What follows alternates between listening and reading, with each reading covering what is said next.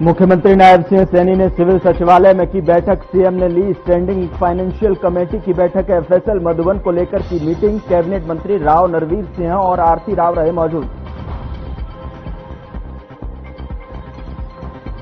सोनिया राहुल गांधी पर ईडी की कार्रवाई से भड़की हरियाणा कांग्रेस। चंडीगढ़ में किया विरोध प्रदर्शन। भूपेंद्र हुड्डा, उदयभान समेत कई नेताओं को पुलिस ने हिरासत में लेकर छोड़ा।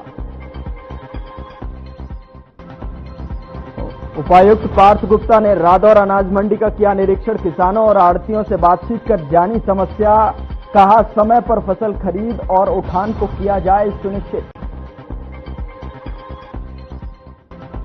गुरुग्राम के आरडी सिटी के पास लगी भीषण आग। गैस पाइपलाइन में लीकेज के कारण लगी आग। दमकल विभाग ने कड़ी मशक्कत के बाद आग पर पाया काबू।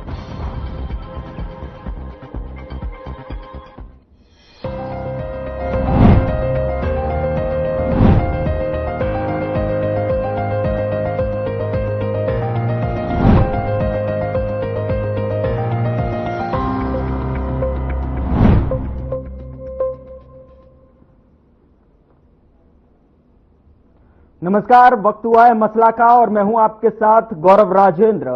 नेशनल हेराल्ड मामले में कांग्रेस के शीर्ष पदाधिकारियों की प्रवर्तन निदेशालय यानी कि ईडी जांच के खिलाफ चंडीगढ़ में जोरदार प्रदर्शन करते हुए हरियाणा कांग्रेस ने जमकर प्रदर्शन किया है। हालांकि आज पूरे देश भर के साथ साथ प्रदेश में भी देखने को मिला ये प्रदर्शन। हालांकि पुलिस ने उन्हें रास्ते में ही रोक लिया, लेकिन कांग्रेस कार्यकर्ता और शीर्ष पदाधिकारी पार्टी के प्रदेश मुख्यालय से ईडी कार्यालय तक पैदल ही पहुंचे। कांग्रेस सदस्यों ने जैसे ही आगे बढ़ने की कोशिश की, पुलिस और प्रदर्शनकारियों के बीच में हल्की झड़प भी हुई।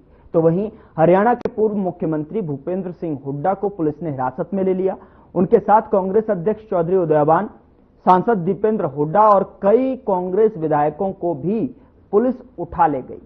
ये सभी कांग्रेस नेताओं के खिलाफ ईडी की कार्रवाई को लेकर चंडीगढ़ में प्रदर्शन कर रहे थे।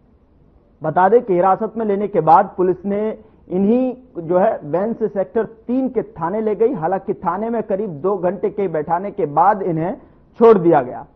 इनके साथ कांग्रेस की कई महिला नेता और कार्यकर्ता भी यहां पर थे। लेकिन अब ऐसे में सवाल यह है कि जिस तरीके से ईडी की यह कार्रवाई से कांग्रेस भड़की हुई है, यह मुद्दा पूरे देश में उबाल लेता हुआ दिखाई दे रहा है। तो वहीं प्रदेश भर में हरियाणा के भीतर भी आज आंदोलन और प्रदर्शन देखने को मिले। तो ऐसे में कितनी मुश्किल में है कांग्रेस, ये जानने की कोशिश करेंगे। इस पर कानूनी दांवपेच क्या कुछ कह रहे हैं, ये भी समझने की कोशिश करेंगे।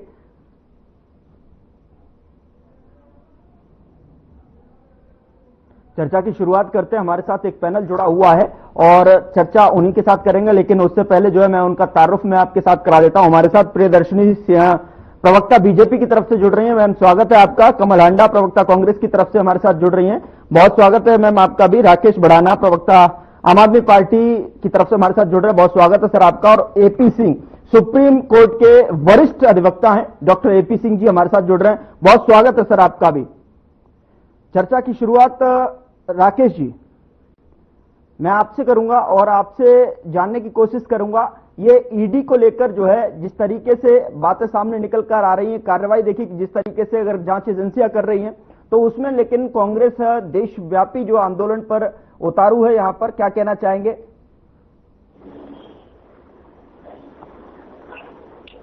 हेलो, मुझसे पूछा गौरव जी, मुझसे पूछा? जी राकेश जी। देखिए, चोर मचाए शोर, कांग्रेस लुटेरों की पार्टी है, सब पूरा देश इस बात को जानता है।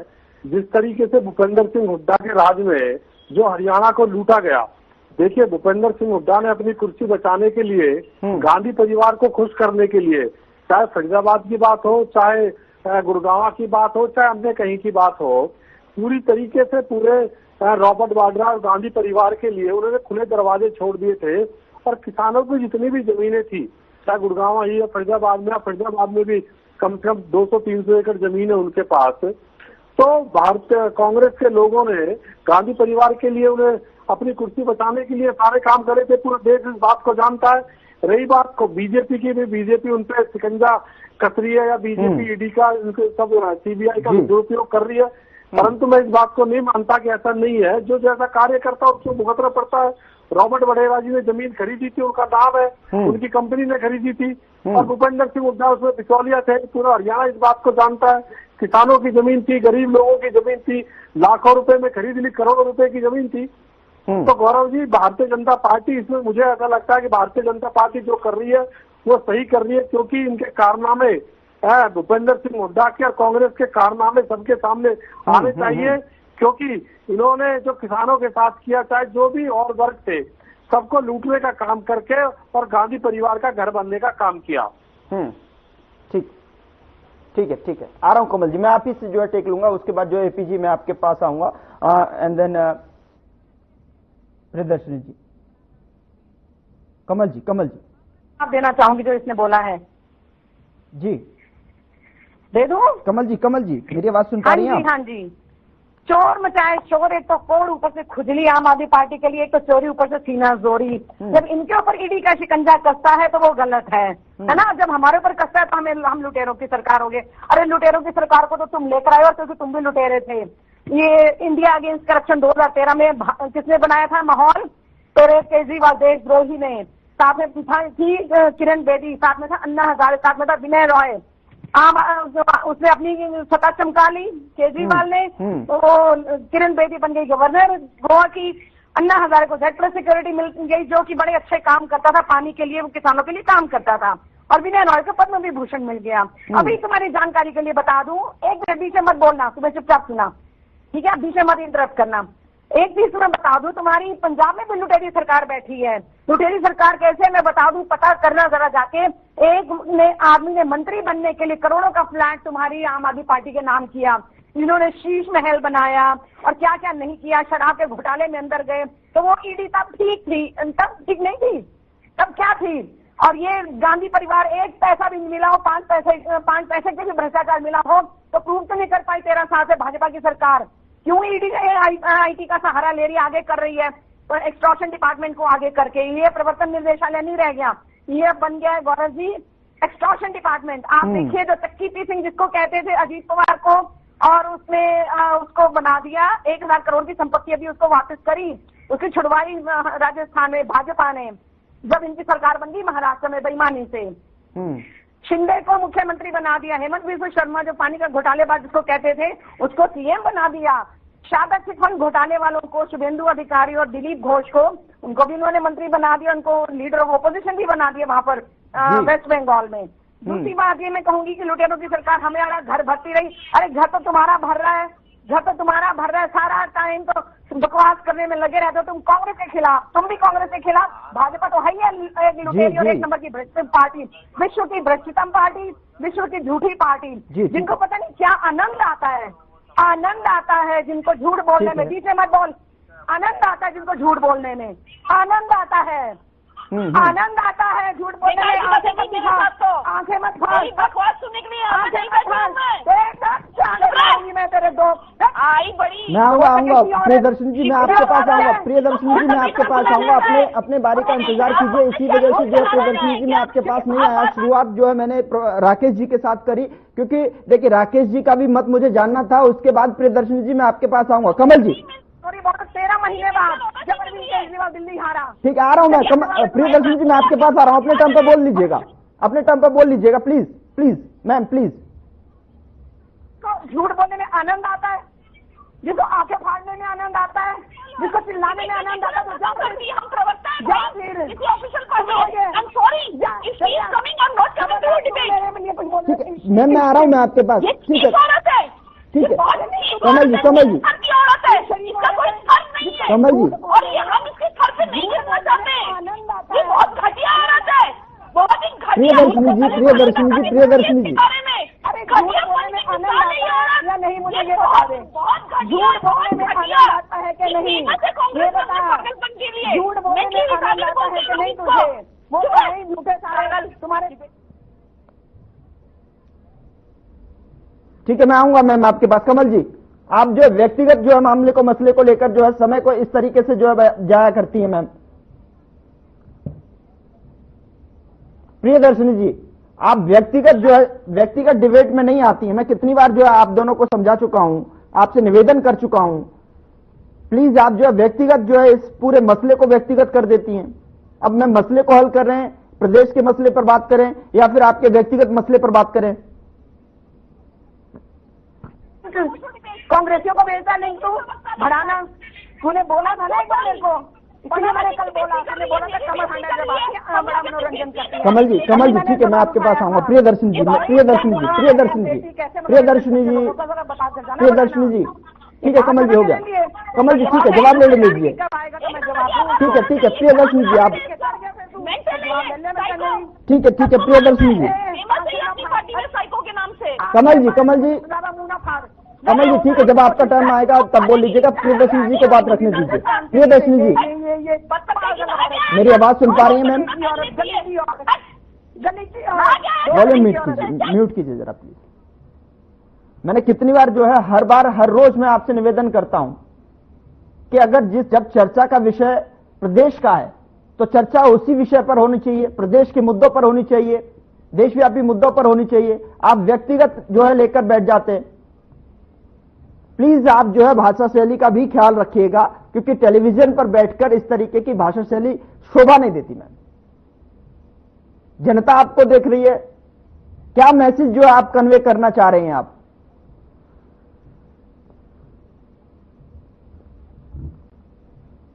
एपी सिंह जी के पास चलते हैं, ठीक है, आऊंगा मैं आप दोनों के पास में। एपी सिंह जी मेरी आवाज सुन पा रहे हैं?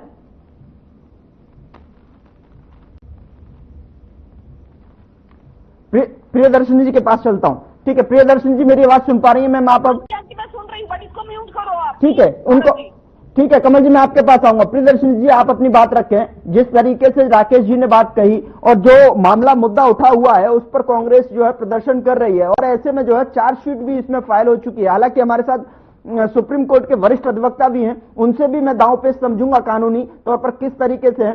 प्रियदर्शनी जी आप अपनी बात को कंप्लीट कीजिए।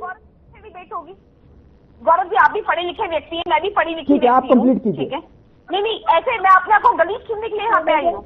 नहीं गौरव जी कोई डेकोरम नहीं है क्या? अरे तो डिबेट का। कमल जी प्लीज थोड़ा सा डेकोरम रखिए प्लीज। तुझसे पूछ के जाऊंगी। तू तो करके बोलती थी, याद है? चुप रहे, करके बोलती थी मेंटली चैलेंज, याद है? मेंटली रिटार्डेड औरत को मारने वाली। वॉल्यूम थोड़ा सा डाउन कीजिए कमल जी का। और प्रियदर्शनी जी आप बोलिए। हाँ ठीक, देखिए sir, can we do debate like an educated people? Please देखिए सर, मैं इस पूरे मुद्दे को थोड़ा सा ब्रीफ में बता दूं। आप इसकी आज पूरी बातें ही सुनिए। नहीं आप कंप्लीट कीजिए ना मैम। नहीं देखिए समय भी कम है, समय भी सीमित है। आप सुनते हैं जी, बोलिए। आज इसका ड्रामा ही देख लेते हैं। नहीं आप कंप्लीट कीजिए। जो सोनिया गांधी जी की जो ईडी पर शिकंजा, ईडी ने जो शिकंजा कसा है, उससे क्या मुश्किलात जो है बढ़ती हुई नजर आ रही? तू चल मेरी माँ का नाम ना तेरी तरह फ्लॉप लेता नहीं है। मेरी माँ समझ में आ गई ना? मैं तेरी तरह फ्लॉप लेता नहीं है। तू फ्रस्ट्रेटेड है, उड़ा गई है, है तू तेरी बड़ा मैं इलेक्टोरल पॉलिटिक्स से जीत के आई हुई है। एपी सिंह जी का कनेक्ट कीजिए जरा, मुझे लगता है एपी सिंह जी लाइन से डिस्कनेक्ट हो गई है। एपी जी से के पास चलेंगे, लेकिन कमल जी प्लीज आप थोड़ा सा डेकोरम रखिए प्लीज। देखिए समय भी बहुत कम है। प्रियदर्शनी जी अगर आप बोले तो प्लीज मैं आपके पास आऊं। जी मैं कैसे बोलूं, मैं तो पूरा डेटा लेके आई हूँ। नहीं आप प्लीज पॉइंट रखिए प्लीज। हाँ ऐसे नहीं चलता। You should stop calling her, sir. If you want to create a decorum of your debate, it's a prime time. Please आप अपना पॉइंट रखिए ना। No, how can I keep my point? आपकी वॉल्यूम मुझे मिल रही है, दर्शकों को मिल रही है। अच्छा जी कंप्लीट कीजिए। झूठी बोलेगी, झूठी बोलती रहती है। Sir can you talk? Sir इसको कनेक्शन से प्लीज बुलाना बंद करिए। मैं अपने कोऑर्डिनेटर को बोलती हूँ प्लीज। ठीक है प्रियदर्शनी जी पहले आप अपनी बात रखिए एंड देन मैं जो प्रोग्राम को आगे बढ़ाऊंगा। हाँ नहीं सर, कांग्रेस के बहुत अच्छे प्रवक्ता हैं। ठीक है, आप व्यक्तिगत जो है मसले पर न जाकर आप उसे मैं नहीं कर पाऊंगी। नहीं आप व्यक्तिगत ना होकर जो आप पॉइंटों पर अगर बात करना चाहें तो प्लीज आप अपनी बात रख सकते हैं। रिकॉर्ड बना के दिख लीजिए। कमल जी प्लीज, इमेज खराब है हर एंकर के साथ। आऊंगा मैं आपके पास कमल जी। हाँ देखिए सर, नेशनल अपनी लिमिट में रह के बात करेगी तो ठीक है, नहीं तो मैं चुप रहे। तू बस तू पागल है ही, तेरे बारे में तो सही ना, तू पागल है, खानदान पागल। हाँ तू तो पागल है ही, मालूम है हमें। चाहिए क्या? सब can we do a debate now? I can not do it. AP Singh ji, मेरी आवाज सुन पा रहे हैं? हाँ गौरव जी, आवाज सुन पा रहे हैं, आपकी लड़ाई भी सुन पा रहा हूँ। बहुत स्वागत है सर आपका। ठीक है, मैं जो है आज जो मुद्दा है नेशनल हेराल्ड को लेकर है, जिस तरीके से सोनिया गांधी और राहुल गांधी के लेकर जो चार्जशीट फाइल हो गई है, मुश्किलात में है, प्रदेश भर में जो है प्रदर्शन देखने को मिल रहे हैं, हरियाणा में भी प्रदर्शन हुआ है। तो क्या कहना चाहेंगे? मैं थोड़ा आपसे समझना चाहूंगा कि कानूनी दावपेच क्या कुछ कहते हुए नजर आ रहे हैं यहाँ पे। देखिए, वैसे तो ईडी, सीबीआई, इनकम टैक्स निष्पक्ष संस्थाएं हैं, लेकिन हाँ ये भी सही है कभी कभार इनका राजनीतिक दुरुपयोग हो जाता है, ये भी सच है। तो मुझे नहीं लगता कि सोनिया गांधी, राहुल गांधी और ये लोग कोई इतने भ्रष्टाचार जिस तरह की बात की गई है, जो आनंद भवन अपना छोड़े बैठे हैं इलाहाबाद प्रयागराज में, बहुत कुछ छोड़ा है, बहुत कुछ खोया है। त्यागी परिवार तो है, मैं ये नहीं कहूंगा, जिसने अपने बाप की शहादत को देखा है। जब उनके पिता, जो राहुल गांधी पर आरोप लगाया गया, और सोनिया गांधी के पति जब पेरम बदूरपुर में एक कार्यक्रम करने गए थे, तो उनके गए थे सही सलामत, अच्छे हष्ट पुष्ट 6 फुट के, लेकिन वापस में बोरी में भर के आए थे, जूतों से पहचाना गया था। और वो परिवार देश की ये काम आया। इंदिरा गांधी जी का पूरा शरीर छलनी कर दिया गया। ये विषय महत्वपूर्ण है, लेकिन इस तरह के आरोप लगे। अब जांच का विषय है, ईडी जांच कर रहा है चार्जशीट फाइल की, तो क्या सच्चाई है क्या नहीं है। चार्जशीट फाइल करना अलग विषय है, लेकिन अब ऑनरेबल कोर्ट को देखना है, ट्रायल कोर्ट को देखना है, राहुल रेवेन्यू कोर्ट को देखना है, एमपी एमएलए कोर्ट को देखना है, उसमें कितनी आरोपों में सच्चाई है। कहीं राजनीतिक बदले की भावना से ऐसे आरोप ना लगे हों, कहीं राजनीतिक दुराग्रह से ऐसे आरोप ना लगे हों। राजनीति आएगी, सत्ता आती है, जाती है, लेकिन ये हमारे लोकतंत्र की खूबसूरती है, लेकिन आरोप ऐसे। लेकिन डॉक्टर साहब मैं समझना चाहता हूं कि जब अगर बात की जाती है भारतीय जनता पार्टी और कांग्रेस की, अगर बात की जाती है कि भारतीय जनता पार्टी इस तरीके के जो है ईडी और एजेंसियों को इस तरीके से जो है कार्रवाई करवा रही है, लेकिन अगर देखा जाए तो तब उस दौरान तो यूपीए की सरकार थी, तब जो है सुब्रमण्यम स्वामी ने जो है केस फाइल किया था।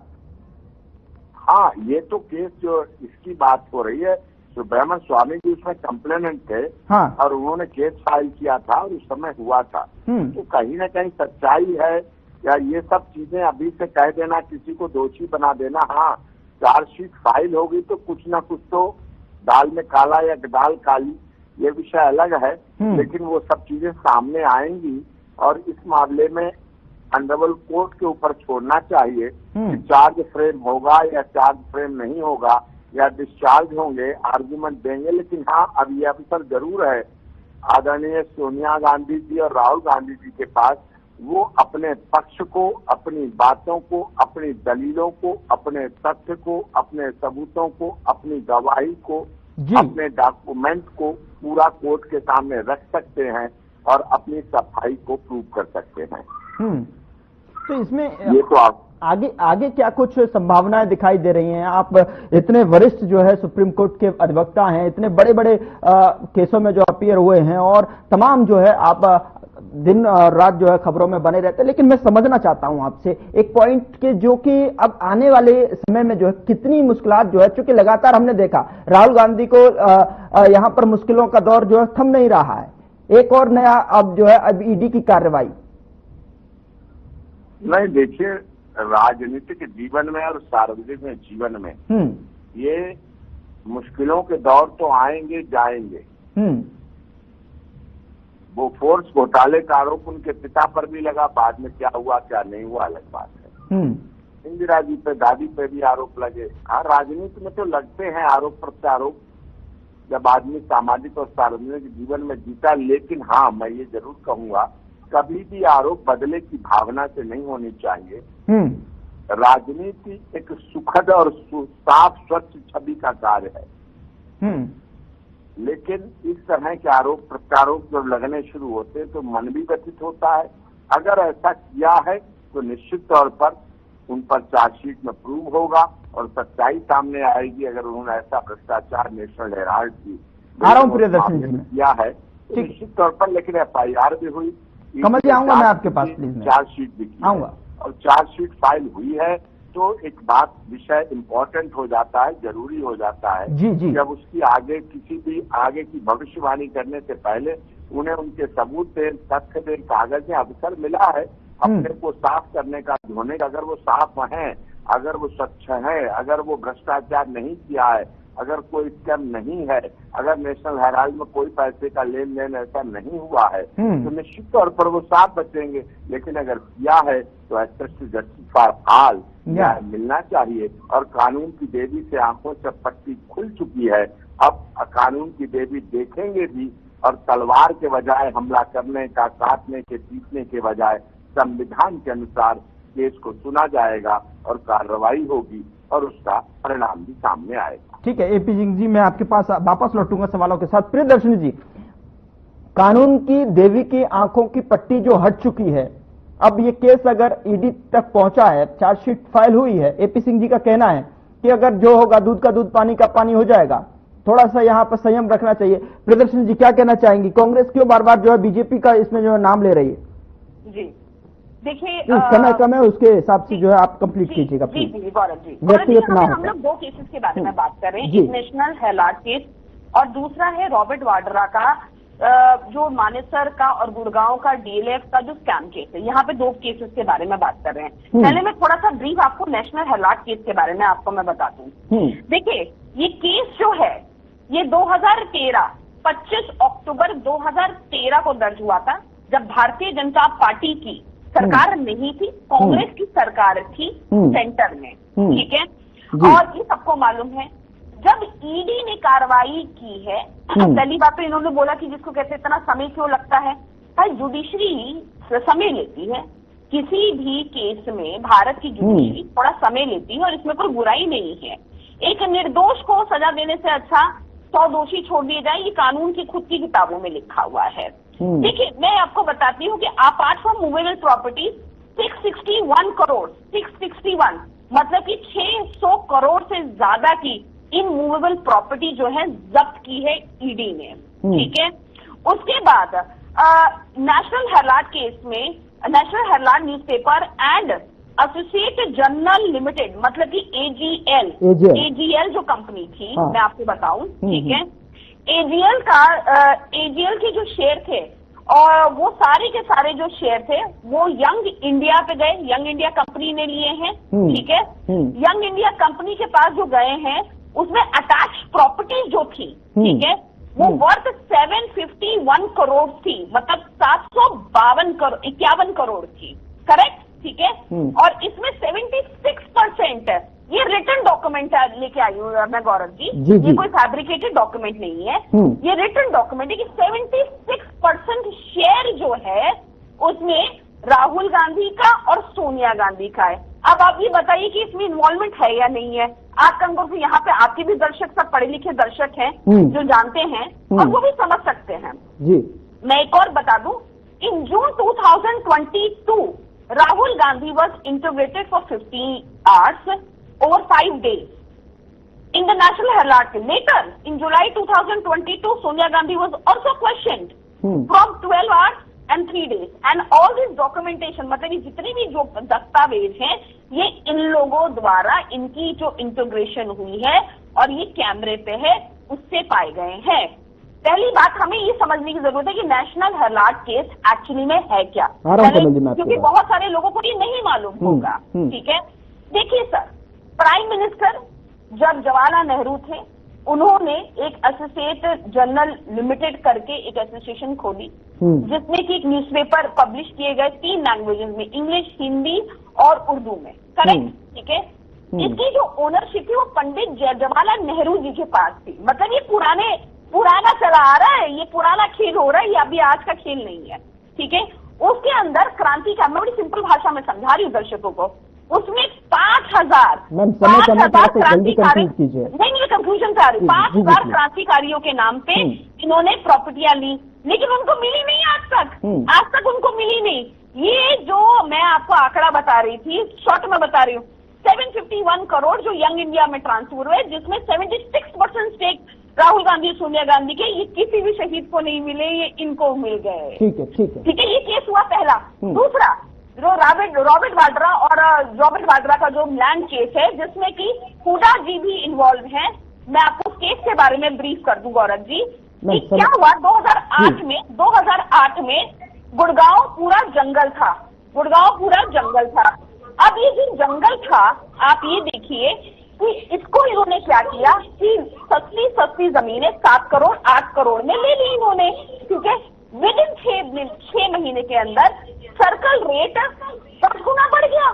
मतलब 10 गुना बढ़ गया। कमल जी, कमल, ठीक है, 50 करोड़ में ले रहे हैं। सर बात ऐसी है, ठीक है, फाइनल कमेंट की तरफ बढ़ रहा हूं। समय कम है, आपके साथ जी 5 सेकंड में कंप्लीट कीजिए, फिर मुझे एपी सिंह जी से भी फाइनल कमेंट लेनी है। कहती थी आंकड़े 400 पार के और 10 में से 6 उधार के थे, और संविधान के नाम पर सारे उधार के सिंदूर पर जी रहे हैं। पहली बात ये हो गई। दूसरी बात, डिफेंस की जमीन अयोध्या में इन्होंने राम मंदिर बना के इन्होंने कितना मक्कारी की, इन्होंने 13,351 एकड़ जमीन राकेश जी भी डिनाई कर रहे हैं। रामदेव और उसको राकेश जी, आप 5 सेकंड रविशंकर को सुनिए सर, मेरी बात खत्म होने दीजिए। मैम, समय कम है। जब आपके पास आता हूं तो आप जो है व्यक्तिगत मसले पे उलझ जाते हैं। हाँ जी, हमारी आर्मी प्रैक्टिस करती थी फायरिंग वगैरह की। 100 दोषी को छोड़ तो बीजेपी रही है। जितने बड़े भ्रष्टाचारी, 3000 एकड़ तो अंबानी को दे दिया। जहाँ पर वंतारा नाम से एक उन्होंने खोल दिया जू। South Africa. ठीक है मैम, समय कम है। एपी सिंह जी, डॉक्टर साहब से मैं जान लेता हूँ। सर, आपको क्या लग रहा है, कुछ उम्मीद जो है किस तरीके से दिखाई दे रही है इसमें से, और क्या जो है आगे की कार्रवाई कहती नजर आ रही है? देखो, पहले तो मैं गौरव जी आपकी तारीफ करूंगा, आपने बहुत महत्वपूर्ण मुद्दे पर अपनी वरिष्ठता के अनुसार अपने चैनल पर डिबेट की। फिर दूसरी तारीफ करूंगा, प्रियदर्शनी जी पूरा स्टेट जैसे रिप्रेजेंट करता है, पूरे डॉक्यूमेंट, सारा डाटा, सारी डिटेल, सारी केस की लेके आई हैं। दूसरी पैनलिस्ट जो हैं वो भी अपना डिफेंस के लिए उन्होंने भी बहुत सी दलीलें दे दी। अयोध्या में जमीन कैसे दी गई, क्या दिया गया, ये सारी मैं धन्यवाद करता हूँ। डिबेट ऐसी होनी चाहिए, बहुत अच्छी होनी चाहिए, लेकिन थोड़ा हॉट नहीं पहुंचना चाहिए। चलिए सर, जो है माफी के साथ मुझे रोकना पड़ रहा है, समय इससे ज्यादा आगे बढ़ने की इजाजत नहीं दे रहा है। बहुत बहुत शुक्रिया सभी मेहमानों का हमारे साथ चर्चा में शामिल होने के लिए। अब आगे की कार्रवाई तो देखने वाली बात होगी, किस तरीके से देखने को मिलती है उस पर लगातार हमारी नजर बनी हुई है। फिलहाल मसला में इतना ही। नमस्कार।